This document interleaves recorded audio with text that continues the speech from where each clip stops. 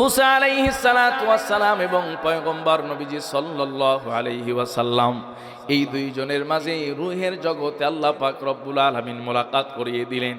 আল্লাহ পাক রব্বুল আলামিন যখনই তাদের মধ্যে সাক্ষাৎ ঘটানোর ব্যবস্থা করে দিলেন, সঙ্গে সঙ্গে মুসা আলাইহিস সালাতু ওয়াস সালাম জলিলুল কদর পয়গম্বর এবং অনেক মেজাজি মানুষ, অনেকটা গরম মেজাজের মানুষ, অনেকটা শক্ত মেজাজের মানুষ মুসা আলাইহিস সালাতু ওয়াস সালাম আদম আলাইহিস সালাতু ওয়াস সালামকে পাওয়ার সঙ্গে সঙ্গে বাবা এবং সন্তানের মুআমালা, মহাব্বতের ব্যাপার হযরতি মুসা আলাইহিস সালাতু ওয়াস সালাম আদম আলাইহিস সালাতু ওয়াস সালামকে বলতেছেন, বাবা আপনি যদি ভুল না করতেন, জান্নাতের সেই নিষিদ্ধ ফল যদি আপনি না খাইতেন, তাহলে দুনিয়াতে এসে আমাকে বনি ইসরাইলকে নিয়ে এত কষ্ট করার প্রয়োজন হতো না।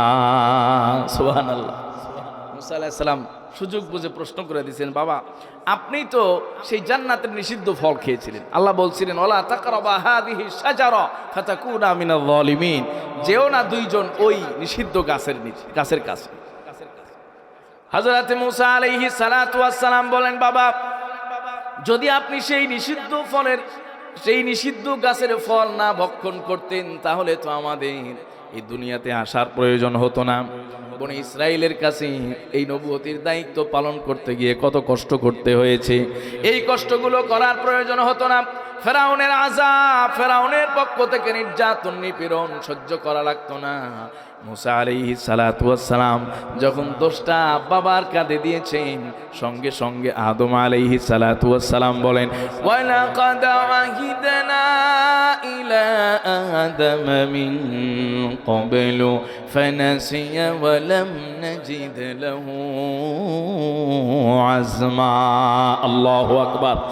আল্লাহ পাক রব্বুল আলামিন কালামে হাকিমে জানিয়েছেন, পয়গম্বর মুসা আলাইহিস সালাতু ওয়াস সালাম যখন এই প্রশ্ন করেছেন, যখন আপত্তিটা জানিয়েছেন, আল্লাহ পাক রব্বুল আলামিনের পয়গম্বর আদম আলাইহিস সালাতু ওয়াস সালাম সঙ্গে সঙ্গে মুসা আলাইহিস সালামকে উত্তর দিলেন, পয়গম্বর মুসা তুমি কি তোমার তাওরাত পড়ো নাই? তোমার তাওরাতের মধ্যেই লেখা আছে যে আল্লাহ পাক রব্বুল আলামিন আমি আদমকে সৃষ্টি করার 40 বছর আগেই সিদ্ধান্ত নিয়েছিলেন, আদমকে সৃষ্টি করে আমি জান্নাতে রাখবো, আবার হাওয়াকে সৃষ্টি করব, দুজনকেই জান্নাতে রাখবো, তাদেরকে আমি জান্নাতের সব নাজ নিয়ামতগুলো দিয়ে দিব, এরপরে আমি নিষিদ্ধ গাছ সম্পর্কে অবগত করব। এরপরে সেই আদম এবং হাওয়া তারা ভুলে যাওয়ার কারণে সেই নিষিদ্ধ গাছের ফল ভক্ষণ করবে। আমি আল্লাহ তাদেরকে এই ওসিলায় দুনিয়ার জমিনে পাঠিয়ে দিব, আর দুনিয়াতে আমি আমার বান্দাগুলো দিয়ে দুনিয়াটাকে আবাদ করব। সুবহানাল্লাহ। আদম আলাইহিস সালাম বলতেছেন, মুসা তোমার কি এই ঘটনা মনে নাই? এটা তো তাওরাতে আছে, যেই তাওরাত আল্লাহ পাক তোমার উপরে নাজিল করেছেন, সেই তাওরাতে আল্লাহ ঘোষণা দিয়েছেন যে আদম সৃষ্টির 40 বছর আগের সিদ্ধান্ত যে আদম ভুল করবেন, এই কারণে আমি তাকে দুনিয়ায় নামায় দেব। তাহলে এখন দোষ কি আমার? আওয়াজ করে পড়েন সুবহানাল্লাহ। প্রিয় মুসলমান ভাইরা আমার, হযরত মুসা আলাইহিস সালাতু ওয়াস সালাম নিশ্চুপ হয়ে গেলেন, একদম লাজবাব হয়ে গেলেন, নিশ্চুপ হয়ে গেলেন, কোনো উত্তর নাই। হাদিস শরীফের মধ্যে এসেছে ফাহাজ্জা আদামু মুসা, এই বিতর্কে হযরতে আদম আলাইহিস সালাতু ওয়াস সালাম মুসা আলাইহিস সালাতু ওয়াস সালামের উপরে বিজয় লাভ করলেন। এজন্য আল্লাহ পাক রব্বুল আলামিন এই দুনিয়াতে মানুষ প্রেরণ করেছেন, এই দুনিয়াতে তার খলিফা প্রেরণ করেছেন, দুনিয়াটাকে আবাদ করেছেন, এই দুনিয়াটাকে আবাদ করবেন। এই আবাদ করার সিদ্ধান্ত কেবল হযরতে আদম সেই ফল খাওয়ার কারণে নয় বা তারপরে নয়, বরং এই সিদ্ধান্ত হযরতে আদম সৃষ্টিরও অনেক আগে, ঠিক কিনা? আল্লাহ পাক বলেন, ওয়া ইয ক্বালা রাব্বুকা লিল মালাইকাতি ইন্নী জাঈলুন ফিল আরদি খলিফা ক্বালু আতাজআলু ফিহা মান ইউফসিদু ফিহা ওয়া ইয়াসফিকু الدماء ونحن نسبح بحمدك ونقدس لك قال إني أعلم ما لا تعلمون تعلمون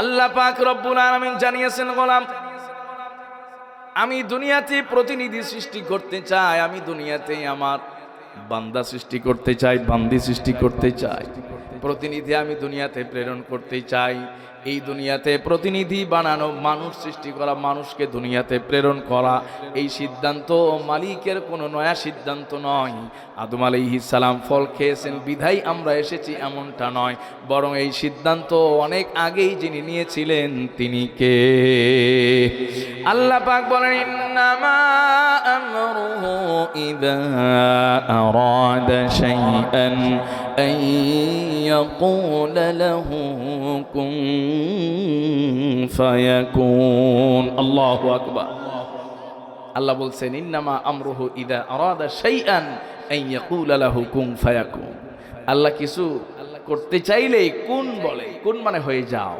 সাথে সাথে হয়ে যায় আওয়াজ করে পড়েন সুবহানাল্লাহ সম্মানিত ভাইরা তো যে কথাটি আমি সেই শুরুতে আপনাদেরকে বোঝাতে চেয়েছি সেটি হলো এই কোরআনের শ্রেষ্ঠত্ব আসমানি সমস্ত কিতাবের উপরে বেশি কথা বলুন ঠিক কিনা যেই কোরআনকে আল্লাহ পাক রব্বুল আলামিন পূর্ণ 23 বছরে নাজিল করেছেন এই বিক্ষিপ্ত পন্থায় কোরআনকে নাজিল করার পরেও এই কোরআন আজকে অবিকল হুবহু আল্লাহর কালাম হিসাবে আমাদের কাছে এসেছে 1450 বছরের ইতিহাসে এই কোরআনকে কেউ চ্যালেঞ্জ করে ভুল বের করতে পারে না কথা বলুন ঠিক কিনা কারণ এই কোরআনের হেফাজতের জিম্মাদারি যিনি নিয়েছেন তিনি কে প্রিয় মুসলমান ভাইয়েরা আমার আল্লাহ পাক রব্বুল আলামিন বলেন কিতাবুন আনজালনাহু ইলাইকা লিতুখরিজান নাসা মিনাল যুলুমাতি ইলান নূর এজন্য আল্লাহ পাক রব্বুল আলামিন বলেছেন এই কিতাব নবী আপনাকে আমি কিতাব দিয়েছি এই কিতাবটাকে আমি আপনাকে এমনিই দেই নাই দুনিয়াতে এই কিতাব দেওয়ার পিছনে বড় একটা লক্ষ্য উদ্দেশ্য আছে আল্লাহ পাক রব্বুল আলামিন বলেন কিতাবুন আনজালনাহু ইলাইকা লিতুখরিজান নাস মিনাল যুলুমাতি ইলান নূর আমি আপনাকে এই কিতাব দান করেছি এজন্যই যেন এই কিতাব আপনাকে আপনার উম্মতকে গোটা জাতিকে অন্ধকার থেকে বের করে আলোর দিকে পথ প্রদর্শন করে নিতে পারে কথা বলুন ঠিক কিনা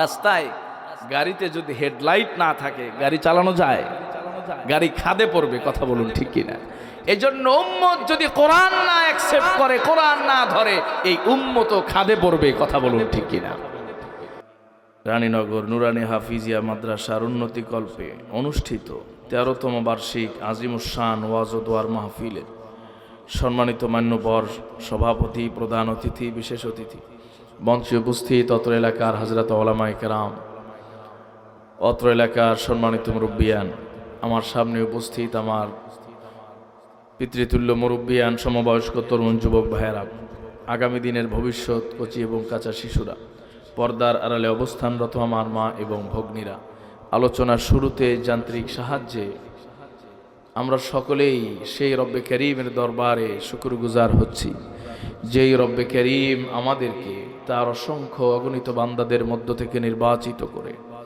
মায়া করে মহাব্বত করে ভালোবেসে পবিত্র কোরআনের এই মহতী জালসায় অংশগ্রহণ করার তৌফিক দান করেছেন সবাই পড়ি আলহামদুলিল্লাহ এই জালসায় অংশগ্রহণ করতে পেরে আপনারা খুশি না বেজার এই জন্য সর্বপ্রথম সবার আগে আমরা যার শুকরিয়া আদায় করব তিনি কে কেউ যেটা পারে না পারে কে কেউ যেটা দেখেন না দেখেন কে এজন্য সমস্ত প্রশংসা একমাত্র কার আর একটু আওয়াজ করে কার সম্মানিত সুধী এবং দিনী ভাইয়েরা পর্দার আড়ালের মা এবং বোনেরা রাত দেখতে দেখতে অনেক গভীর হয়ে গিয়েছে শীতের রাত 12টা মানে হলো গরমের রাতের 1টার চেয়েও বেশি মানে একটা পূর্ণ রাতের চেয়েও বেশি নবী করিম সাল্লাল্লাহু আলাইহি ওয়াসাল্লামের তিনিও তো বক্তা ছিলেন মানে বক্তব্য দিতেন খুতবা দিতেন তার চেয়ে বড় খতিব তো আর পৃথিবীতে নাই ঠিক না নবীজির খুতবার তরিকা ছিল অনেক কয়েকদিন পরে পরে খুতবা দিতেন, ঘন ঘন বয়ান দিতেন না। এবং যখনই বয়ান দিতেন খুব নাতিদীর্ঘ সংক্ষিপ্ত কথা বলতেন। এটাকে জাওয়ামিউল কালিম, মানে যার কথা সংক্ষিপ্ত, মর্ম অনেক ব্যাপক। আওয়াজ করে পড়েন সুবহানাল্লাহ। এই জন্য ওয়াজ মাহফিল অনেক লম্বা হলেই যে এর মধ্যে সফলতা, কামিয়াবি, কল্যাণ এটা বলা ঠিক নয়। বরং কথা যদিও মুখতাসার, সংক্ষিপ্ত, কিন্তু কথাগুলো যদি গুরুত্বপূর্ণ হয়, যারা বলেছেন শুনেছেন সবাই যদি আমলের উপরে উঠে যান, তাহলে এটাকেই বলে সফলতা। কথা বলুন ঠিক কিনা? সম্মানিত ভাইয়েরা, এই জন্য গতানুগতিক সেই ধারার বাইরে বাংলাদেশের তাফসীর মাহফিলগুলো এখন মাশাআল্লাহ অনেকটাই সচেতন, জনসচেতন এবং দিন সচেতনতার মধ্য দিয়ে এক ধরনের পরিবর্তন লক্ষ্য করা যাচ্ছে। এজন্য সারা দেশই এখন দেখবেন তাফসীর প্রোগ্রামগুলো রাত 11টার পরে ওইভাবে হয় না, 11:30টার মধ্যেই। ঢাকা শহরে তো 10টা, 10:30, 11টার মধ্যে ক্লোজ। তো যা হোক, আল্লাহ পাক রব্বুল আলামিন আমাদেরকে হাজির করেছেন। এত কিছুর পরেও, এত আনুষ্ঠানিকতার পরেও আমাদেরকে দুটি কথা বলবার এবং শোনার মতো সুযোগ করে দিয়েছেন। যতক্ষণ পর্যন্ত আলোচনা হবে, কে কে থাকবেন দুহাত তুলে মালিককে একটু দেখায় দেন। নারায়ে তাকবীর, নারায়ে তাকবীর। সবাই হাত নামান। আল্লাহ আপনাদের সবাইকে কবুল করুন। সবাই পড়ি আমিন। পবিত্র কালামে হাকিম পূর্ণ গুরুত্বপূর্ণ একটি সূরা, সেই সূরার 115 নম্বর আয়াত তেলাওয়াত করেছি। নবী করিম সাল্লাল্লাহু আলাইহি ওয়াসাল্লামের অসংখ্য মুবারক হাদিস থেকে ছোট্ট একটি হাদিসের অংশ পাঠ করেছি। কোরআনের এই আয়াত এবং এই হাদিসের আলোকেই আল্লাহ পাক রব্বুল আলামিন যদি তৌফিক দেন, আপনাদের খেদমতে কিছু কথা আরজ করতে চাই। আল্লাহ পাক যেন আমাকে সেই তৌফিক দিয়ে দেন। সবাই পড়ি আমিন। সম্মানিত সুদী মুসল্লিয়ানে কেরাম, পবিত্র কোরআনুল কারীম সহ আসমানি যেই গ্রন্থগুলো আল্লাহ পাক রব্বুল আলামিন নাজিল করেছেন, সেই গ্রন্থের সংখ্যা অনেক বেশি। তন্মধ্যে 4টি বড় বড় গ্রন্থ আছে: তাওরাত, ইনজিল এবং কি জাবুর, আর হলো কোরআন। কোরআন, তাওরাত, ইনজিল আর হলো জাবুর। এই 4টি হলো আপনার প্রধান কিতাব। এর বাইরেও সাহিফা আছে, ছোট কিতাব। এর সংখ্যা নিয়ে উলামায়ে কেরামের মাঝে, ঐতিহাসিকদের মাঝে মতবিরোধ আছে। তো যেটি আমি বোঝাতে চাচ্ছি সেটি হলো, সাহিফাগুলোকে আমরা যদি এক পাশে রাখি, প্রধান 4টি বড় বড় কিতাবকে যদি একদিকে রাখি, এই 4টি কিতাবের মধ্যে সবচেয়ে আহাম, সবচেয়ে গুরুত্বপূর্ণ আজিম কিতাবের নাম হলো কোরআন। কথা বলুন ঠিক কিনা? অনেক দিক দিয়ে কোরআনের শ্রেষ্ঠত্ব আছে, অনেক দিক দিয়ে কোরআনের শ্রেষ্ঠত্ব অন্যান্য কিতাবগুলোর উপরে। এই আয়াতের আলোকে আমি আপনাদেরকে আজকে এক ভিন্ন শ্রেষ্ঠত্ব আপনাদেরকে শোনাতে চাই, আলোচনা করতে চাই। পবিত্র কোরআনুল কারীম ছাড়া আরো তাওরাত, ইনজিল, জাবুর, এই কিতাবগুলো, কোরআন যেমনটি 23 বছরে নাজিল হয়েছে। নবীজির মক্কি জীবনে 13 বছর, মাদানী জীবনে 10 বছর। এই মোট 23 বছরের জীবনে পূর্ণ কোরআনুল কারীম তাদরিজান ফাতাদরিজান, হিনান ফাহিনান, প্রয়োজন মাফিক, প্রয়োজন অনুযায়ী কেমন যেন বান্দাদের নগদ প্রেসক্রিপশনের মতো আল্লাহ পাক নাজিল করেছেন। আওয়াজ করে পড়ুন সুবহানাল্লাহ। যখনই সমস্যা তখনই আল্লাহ পাক সমাধান নাজিল করে দিয়েছেন। পবিত্র কালামে হাকিমে সূরা তাহা 115 নম্বর আয়াতে তাফসীর ইবনে কাসির, আল্লামা ইবনে কাসির রহমাতুল্লাহি আলাইহি, হযরত মুসা আলাইহিস সালাতু ওয়াস সালাম যখন ফেরাউনের কবল থেকে বনি ইসরাইলকে নিয়ে লোহিত সাগর পার হয়ে যখন তিনি এই পাশে লোহিত সাগর পার হয়ে এসে যখন এক ময়দানে অবস্থান করলেন, সেই সময়কার প্রেক্ষাপট এই আয়াতের আলোকে আলোচনা করা হয়েছে। হযরত মুসা আলাইহিস সালাতু ওয়াস সালাম তার উম্মত নিয়ে যখন এই মরুপত্যকায়, মরুভূমিতে, এই প্রান্তে অবস্থান করছিলেন, তখন তাদের জন্য জীবন বিধানের প্রয়োজন হল। জীবন বিধান, একটা নিয়ম, শৃঙ্খলা, শৃঙ্খলা ছাড়া, নিয়ম ছাড়া মানুষের কোনো জীবন যাপন হতে পারে না। কথা বলুন ঠিক কিনা? শৃঙ্খলা নিয়মের বাইরে জীবন যাপন করা হলো পশু। গরু যেখানেই খাচ্ছে সেখানেই পেশাব করে, আওয়াজ করে বলুন ঠিক কিনা? কিন্তু মানুষের জীবন যাপন এটা হতে পারে না। এই জন্য তাদের একটা ঐশী বিধানের প্রয়োজন, যেই বিধানের আলোকেই তারা দুনিয়ার জীবনটা পরিচালনা করবে। বনী ইসরাইল মুসা আলাইহিস সালাতু ওয়াস সালামকে বলল, পয়গম্বর আপনি আল্লাহর কাছ থেকে আমাদের জন্য বিধান নিয়ে আসেন, আহকাম নিয়ে আসেন। মুসা আলাইহিস সালাতু ওয়াস সালাম তুর পর্বতে চলে গেলেন। আপনারা জানেন আল্লাহ পাক রব্বুল আলামিন মুসা আলাইহিস সালাতু ওয়াস সালামকে কালিমুল্লাহ বলেছেন। ওয়া কাল্লামাল্লাহু মুসা তাকলিমা।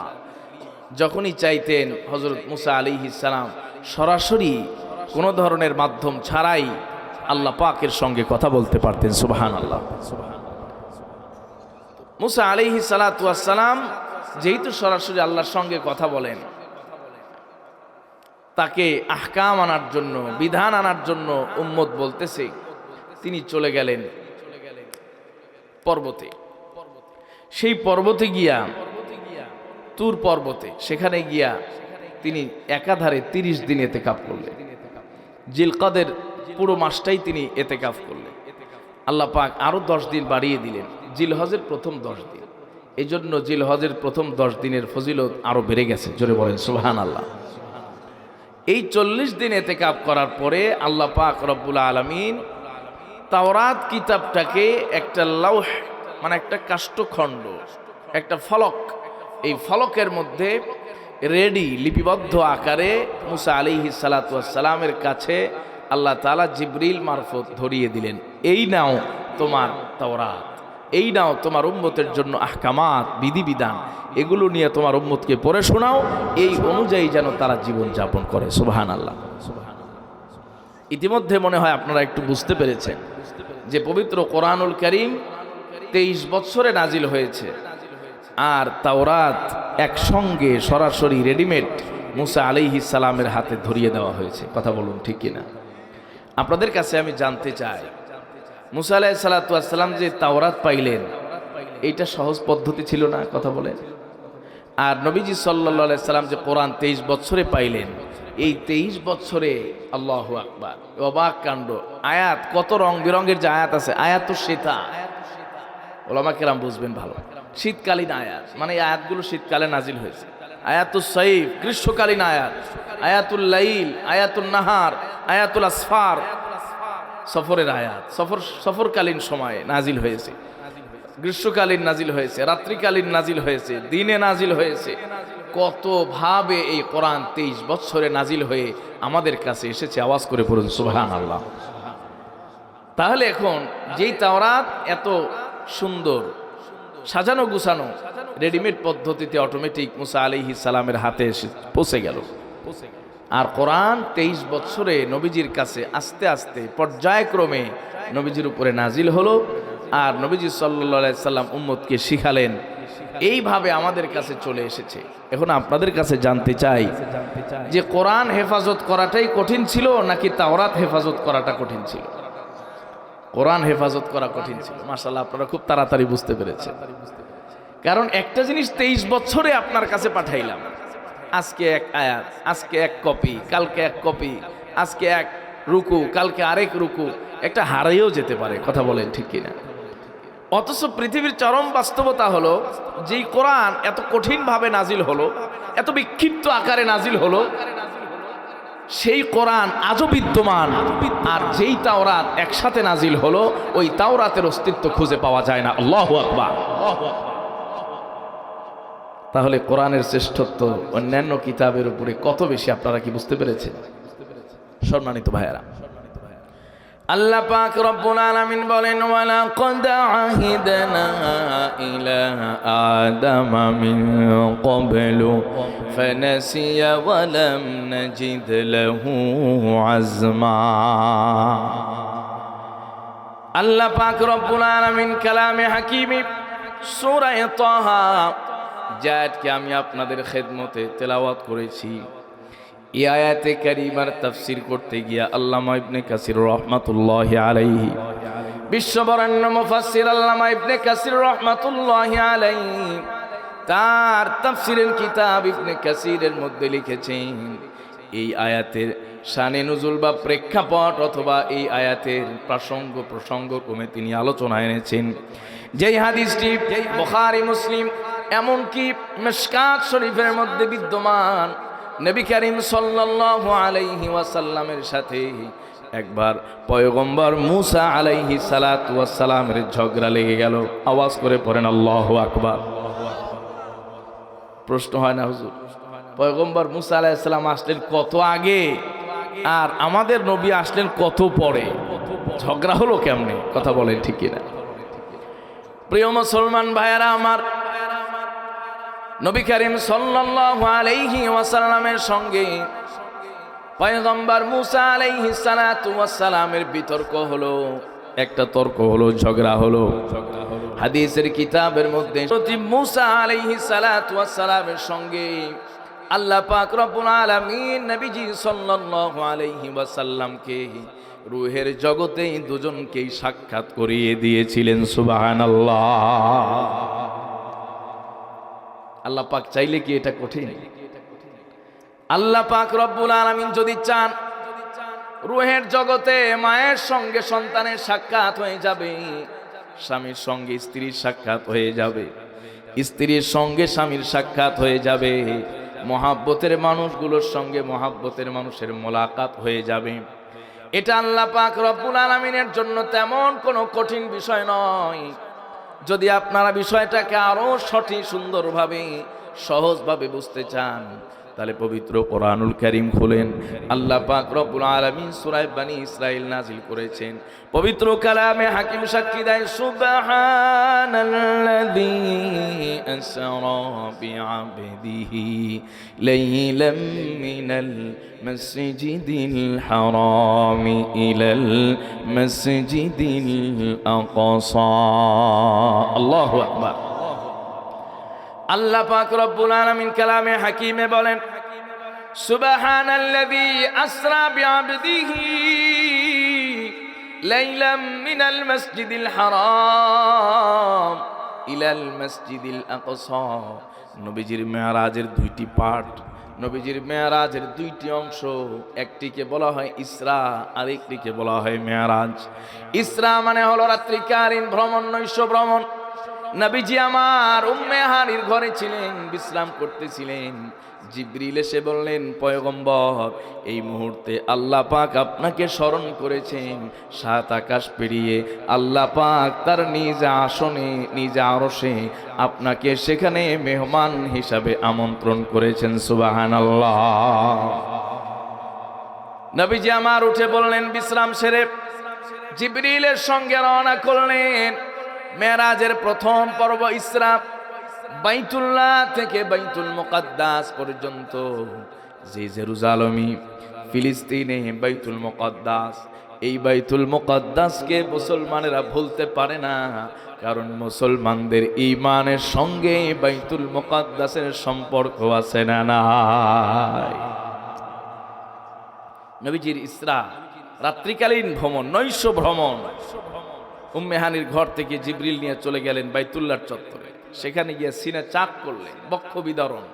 এরপর সেখান থেকে আবার সফর শুরু হলো, বোরাকের পিঠে চড়ে, এক জান্নাতি যানবাহনের পিঠে চড়ে বাইতুল মুকাদ্দাস পর্যন্ত। আওয়াজ করে পড়েন সুবহানাল্লাহ। বাইতুল মুকাদ্দাসে নবীজি গিয়া, অনেক লম্বা কাহিনী, লম্বা ঘটনা। বুখারী শরীফে কিতাবুস সালাতের প্রথমে হাদিসটি এসেছে। নবীজি সাল্লাল্লাহু আলাইহি সাল্লাম তার বাহন থেকে যখন অবতরণ করলেন, দেখলেন পুরা বাইতুল মুকাদ্দাস মানুষে গুমগুম করতেছে। আওয়াজ করে পড়েন সুবহানাল্লাহ। এই মানুষগুলো কারা ছিল জানেন? আদম আলাইহিস সালাতু ওয়াস সালাম থেকে নিয়ে নবীজি পর্যন্ত যত পয়গম্বর আল্লাহ পাক প্রেরণ করেছেন, সব পয়গম্বরগুলোকে রূহের জগৎ থেকে একত্রিত করে বাইতুল মুকাদ্দাসে হাজির করে দিয়েছিলেন। আল্লাহু আকবার। তাহলে যেই নবী 1.5 লক্ষ বা 2.25 লক্ষ পয়গম্বরকে হাজির করতে পারেন রূহের জগৎ থেকে, আর সেই নবী কি মুসা আলাইহিস সালাম আর নবীজির সঙ্গে মোলাকাত করাইতে পারেন না? কথা বলেন। নবী করিম সাল্লাল্লাহু আলাইহি ওয়াসাল্লাম সেই বাইতুল মুকাদ্দাসে প্রবেশ করলেন। প্রবেশ করার পথে 2 রাকাত নামাজ কিন্তু পড়াইছিলেন, কথা বলেন ঠিক কিনা? এজন্য তার উপাধি হলো ইমামুল আম্বিয়া ওয়াল মুরসালিন।